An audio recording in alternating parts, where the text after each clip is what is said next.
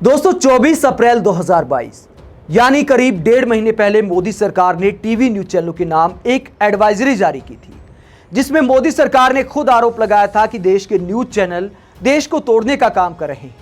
मोदी सरकार ने आरोप लगाया था कि रूस यूक्रेन युद्ध, जहांगीरपुरी में बुलडोजर मामला और लाउडस्पीकर मामले में ज्यादातर टीवी न्यूज चैनल ने भड़काऊ और फर्जी खबरें और हेडलाइंस चलाई। साथ ही मोदी सरकार ने यह भी आरोप लगाया था कि टीवी डिबेट शो में न्यूज चैनलों पर ऐसी भाषा का इस्तेमाल किया जाता है जो देश में सांप्रदायिक और धार्मिक सौहार्द बिगाड़ने का काम करती है। लेकिन मोदी सरकार की चेतावनी का क्या असर हुआ? कुछ दिन पहले ही नाविका कुमार के साथ डिबेट में नुपुर शर्मा ने पैगंबर मोहम्मद का अपमान किया। देश की अंतर्राष्ट्रीय स्तर पर फजीहत हुई। खाड़ी देशों के विरोध का सामना करना पड़ा। बीजेपी को अपने 2 प्रवक्ताओं को पार्टी से निलंबित करना पड़ा। लेकिन उसका भी क्या कोई असर होगा? फिलहाल तो होता दिखाई नहीं दे रहा है। चित्रा त्रिपाठी के एक कार्यक्रम का उदाहरण देता हूं। चित्रा त्रिपाठी के कार्यक्रम में एक मौलवी और एक महंत के बीच बहस हो जाती है। मौलवी जब टोकते हैं तो महंत को गुस्सा आ जाता है। बार बार मौलवी को आतंकवादी कहते हैं, 10 से 12 बार आतंकवादी कहते हैं। लेकिन चित्रा त्रिपाठी को गुस्सा नहीं आता। वो महंत को नहीं टोकती कि आप एक मौलवी को आतंकवादी कैसे कह सकते हैं, मेरे गेस्ट पैनल में एक व्यक्ति को आप आतंकवादी कैसे कह सकते हैं, भारत के एक नागरिक को आप आतंकवादी कैसे कह सकते हैं। महंत लगातार आतंकवादी कहते हैं तो चित्रा त्रिपाठी के टोकने की बजाय दोनों को फुल स्क्रीन कर दिया जाता है कि खुलकर लड़ाई लड़िए, हमें टीआरपी दिलाइए। लगातार महंत मौलवी का अपमान करते रहते हैं, लगातार आतंकवादी कहते रहते हैं। लेकिन चित्रा त्रिपाठी कई मिनट तक चुप रहती है, दोनों को लड़ने देती है। उसके बाद औपचारिकताएं पूरी करते हुए चलताऊ भाषा में कहते कि आप लोगों की भाषा ठीक नहीं है, अब और वक्ताओं से बात करते। लेकिन चित्रा को गुस्सा नहीं आता।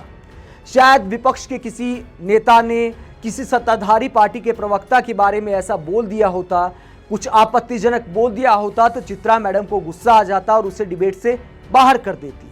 तेवर भी नजर आते। अक्सर विपक्षी नेताओं पर आजकल की टीवी एंकरों के तेवर खूब नजर आते हैं। उन्हें धमकाकर टीवी डिबेट से बाहर भी कर देती हैं। लेकिन बीजेपी की किसी प्रवक्ता या महंत आदि टाइप के लोगों पर उनको गुस्सा नहीं आता। दोस्तों, इस तरह की डिबेट पर आखिरकार लगाम कब लगेगी? कई लोग कहते हैं कि आप मीडिया पर खबरें क्यों बनाते? मीडिया पर खबरें इसलिए बनानी पड़ती हैं क्योंकि मीडिया देश को तोड़ने का काम करे। इनका खेल क्या है उसको एक्सपोज करना जरूरी है। देश के लोगों को समझाना जरूरी है कि देश का मीडिया भी आज के दिन देश का सबसे बड़ा मुद्दा बन गया है। इसके जहर से बचिए। ऐसी डिबेट को गंभीरता से मत लीजिए। ऐसी डिबेट से आपका कोई लेना देना नहीं है। जानबूझकर साध्वी को, मौलवी को, महंत को डिबेट में बुलाया जाता है, मुर्गे लड़ाए जाते हैं, उनके बीच बहस कराई जाती है। उसके बाद उदाहरण बनाए जाते हैं कि देखिए फला मौलवी ने क्या बोल दिया, फला महंत ने क्या बोल दिया। और उसी पर देश में सारे दिन टीवी चैनलों पर डिबेट चलती रहती है, सोशल मीडिया पर डिबेट चलती रहती है।